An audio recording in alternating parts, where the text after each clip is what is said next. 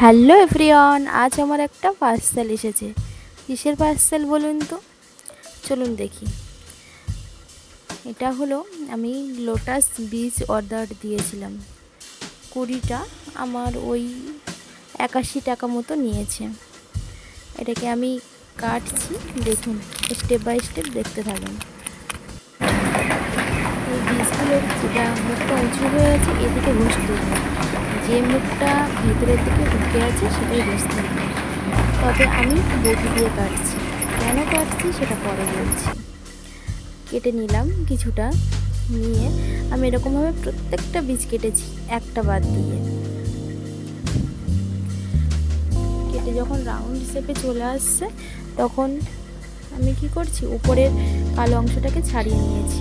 এরকম করেছি, মানে ভেতরের একদম মাংস অংশটাকে দেখা যাবে এরকমভাবে, প্রত্যেকটা এরকম। আর এই যে এটা আমি 1 ঘন্টা ধরে দেয়ালে ঘষেছিলাম, কিছুই হয়নি। রেজাল্ট এই, সেটাই আপনাদের দেখালাম। সেই জন্য আমি এটা বটি দিয়েই কেটে নিয়েছি পুরোটা। দেখা যাক এখন কী হয়। আর একটা ভাঙলাম, দেখুন ভেতরে সবুজ অংশ দেখতেও পেয়েছি আমি। এরপর আমি জলে, নর্মাল জলে দেবো, একটা পটের মধ্যে দেবো কিছুটা দিয়ে আমি এটাকে রেখে দিয়েছি। পরের দিনের জন্য অপেক্ষা করছি।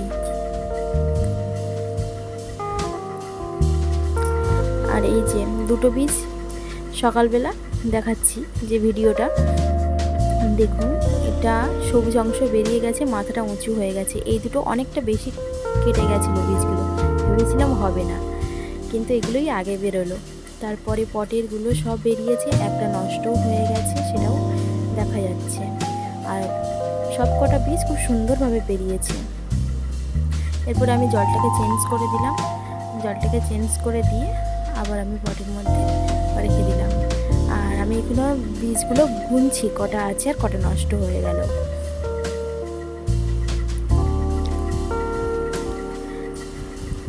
এরপর দেখুন 7 দিন বাদে কত সুন্দর গাছ বেরিয়েছে। আর গাছগুলো পটটার ভেতর থেকে বেরিয়েও গেছে। এটাকে আমি এবার বড় জায়গায় শিফট করব, এই কেটলিটাতে শিফট করব।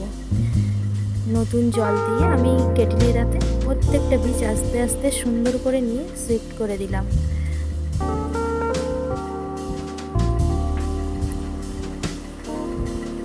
আমি আলাদা আলাদা করে ভিডিও দিইনি, কেননা আমি এই ভিডিওটাতে A to Z একসাথে দেওয়ার চেষ্টা করেছিলাম। বীজ কাটার পদ্ধতি ইউটিউবে অনেক দেখেছি, সবাই ঘষছে, বীজটাকে ঘষে মুখটাকে ছাড়াচ্ছে, কিন্তু আমি দেখলাম 1 ঘন্টা ঘষেও কোনো ফল হয়নি। সেই জন্য আমি বটি দিয়ে কেটেছি এবং সেটাও আপনাদের দেখানোর চেষ্টা করেছি। এরপর প্রত্যেকটা বীজ দিয়ে দিলাম, আর একটা বীজ বেরোয়নি, কয়েকটা নষ্ট হয়ে গেছে।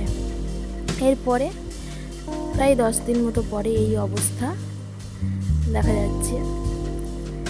তারপরে দেখুন কত সুন্দর পাতা ছেড়ে গেছে।